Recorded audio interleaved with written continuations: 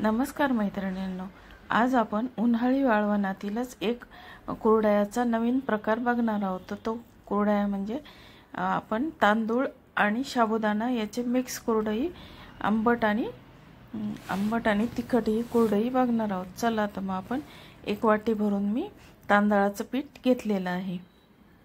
आता हे तांदळाचं पीठ आपण एक वाटी भरून मोजून घेतलेलं आहे आणि या एक वाटी पिठाला आपल्याला आता पाऊण वाटी साबुदाणा पीठ वापरायचं आहे। आता हा साबुदाणा मी दळून घेत आहे आणि आपल्याला यामध्ये पाऊण वाटी साबुदाणा पीठ टाकायचं आहे।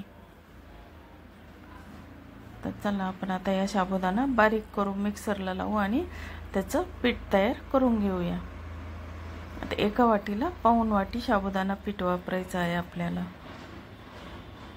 आता या कुरडया खाण्यासाठी अगदी टेस्टी लागतात, तिखट आणि आंबट अशी याची टेस्ट लागते। तर बघा आता आपण साबुदाणा घेतलेला आहे, आता हा दळून घेऊया।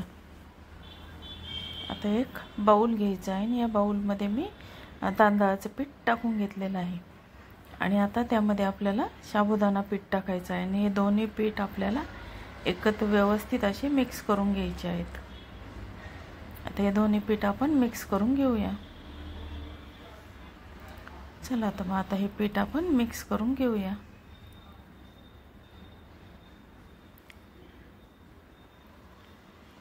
आता हे पीठ मिक्स झाल्यानंतर आता आपल्याला पुढची प्रोसेस करायची आहे आणि आता यामध्ये टाकण्यासाठी आता हे माझं प्रमाण कमी असल्यामुळे मी थोडं मिरचीचं प्रमाण कमी घेतलेलं आहे। आता या ठिकाणी 2 मिरची मी घेतलेली आहे।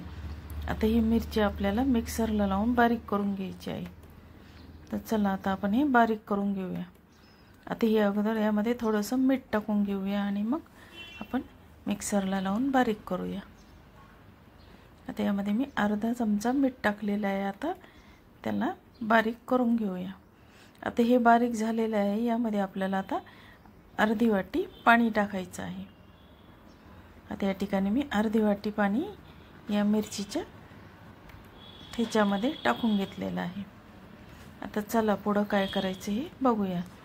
आता गॅसवर मी कुकर ठेवलेला आहे। तर या कुकरमध्ये आपल्याला आपलं एक वाटी दोन वाट्या आपलं पीठ तयार झालेलं आहे। तर याला आपल्याला 2.5 वाटी पाणी वापरायचं आहे। आता हे 2 वाटी पाणी मी या कुकरमध्ये टाकलेलं आहे आणि अर्धी वाटी पाणी आपण मिरचीच्या ठेच्यामध्ये टाकलेलं आहे। त्याच्यामुळे जास्त पाणी घ्यायचं नाही। 2.5 वाटी पाणी आपल्याला यामध्ये वापरायचं आहे। एका वाटी 1.25 वाटी पाणी या मापाने वापरायचं आहे। आता अर्धी वाटी पाणी आपण मिरचीच्या ठेच्यात वापरलं, त्याच्यामुळे कमी वापरायचं। आता या ठिकाणी मीठ टाकून घेतलेलं आहे आणि आता काळं मीठ टाकायचं आहे। थोडंसं काळं मीठ टाकून नंतर आपण त्यामध्ये आता जो ठेचा करून ठेवलेला आहे तो गाळणीने गाळून घ्यायचा आहे। त्याचं फक्त पाणीच आपल्याला यामध्ये वापरायचं आहे। मिरचीचा वरचा चोथा आपल्याला गाळणीने काढून टाकायचा आहे आणि आता या पाण्याला चांगली उकळी येऊ द्यायची आहे। आता हे पाणी खळखळा उकळू द्यायचं आहे आपल्याला आणि आता हे पूर्ण पीठ त्यामध्ये मी टाकून घेत आहे। पूर्ण पीठ टाकून अगदी स्पीडने लाटण्याने ते हलवून एकजीव करून घ्यायचं आहे। तर बघा अशा पद्धतीने ते लाटण्याने व्यवस्थित आपण मिक्स करून घेऊया। आता लाटण्याने अगदी व्यवस्थित असं हे पीठ मिक्स होते। आता अशा पद्धतीने आपण त्याची खिच्ची घेतलेली आहे पिठाची। आता बघा हे सुंदर असं पीठ झालेलं आहे। आता याला आपल्याला 5-10 मिनिटं वाफ येऊ द्यायची। आता यामध्ये आम्ही अर्धा लिंबू पिळून घेतलेला आहे। आता लिंबाची बी काढून घ्यायची आणि अर्धा लिंबू मी, आता माझं प्रमाण थोडं आहे त्याच्यामुळे मी अर्धी 1 चमचा लिंबाचा रस यामध्ये वापरलेला आहे आणि आता हे पुन्हा आपण एकदा व्यवस्थित मिक्स करून घेऊया। आता हे लिंबाचा रस सर्वकडे लागेल या पद्धतीने मिक्स करून घेऊया आपण आता।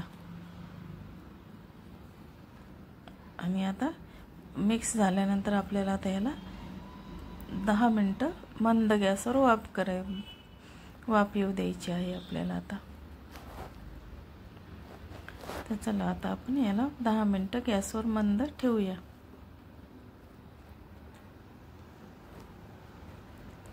मंद गॅसवर 10 मिनटं ठेवूया आपण. आणि आता 10 मिनटं झालेली आहेत. आता काय करायचं, गॅस बंद करून कुकरला झाकण लावून ठेवायचं आणि 10 मिनटं झाकण लावून ठेवायचं आहे. कुकरचं झाकण 10 मिनटं लावून ठेवायचं. तोपर्यंत आपण सोऱ्या घेऊया आणि सोऱ्याला तेल वगैरे लावून घेतलेलं आहे. आणि आता 10 मिनटं झालेली आहेत. आता बघा आपली सोऱ्या पण तयार आहे आणि ते पीठ पण आपलं झालेलं आहे. आता आपण त्या सोऱ्यामध्ये पीठ टाकून घेऊया. झाकण लावल्यामुळं वाफ अगदी छान त्याच्यामध्ये मुरली जाते आणि कुरड्या छान होतात. तर बघा आता मी ह्या प्लेटमध्येच करून घेणार आहे मोठ्या. तर मी या घरात फॅन खाली सुकवणार आहे, त्यामुळं या मी प्लेटमध्येच करणार आहे कुरड्या. तर बघा अशा पद्धतीने आपण आता या कुरड्या करून घेऊया. आता या कुरड्या आपण करून घेऊया त्याच्या, आणि खाण्यासाठी अगदी सुंदर अशा टेस्टी या कुरड्या होतात.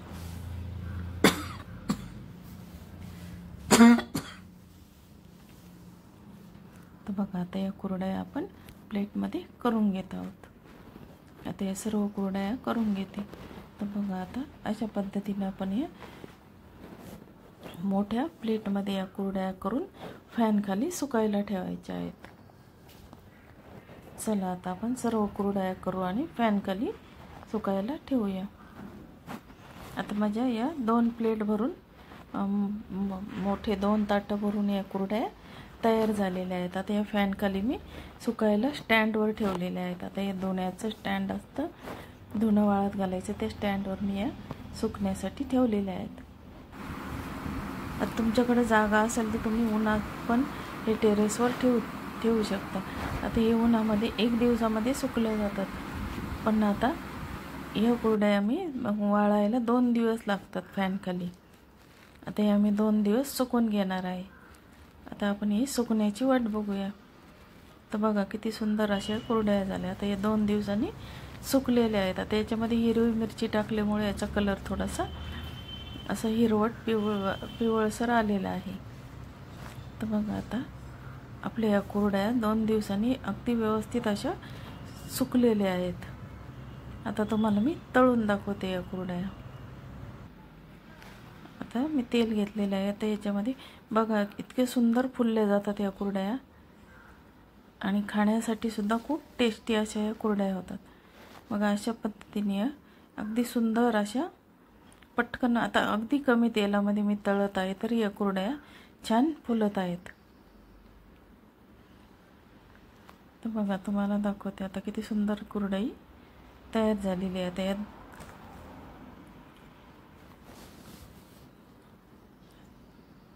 आता मी तुम्हाला या तळून पण दाखवलेले आहेत.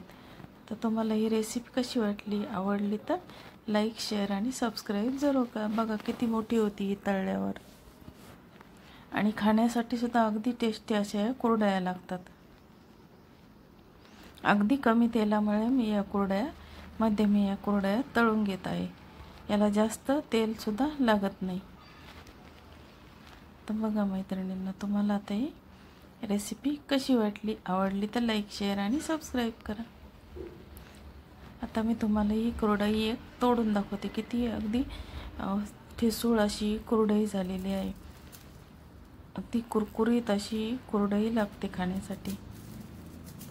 बघा मी तुम्हाला आता ही तोडून दाखवते. अगदी खुसखुशीत अशी कुरडई तयार झाली. आता मी ती सर्विंग बाउलमध्ये सर्व केलेली आहे. तर तुम्हाला ही रेसिपी कशी वाटली, आवडली तर लाईक, शेअर, सबस्क्राईब करा. धन्यवाद.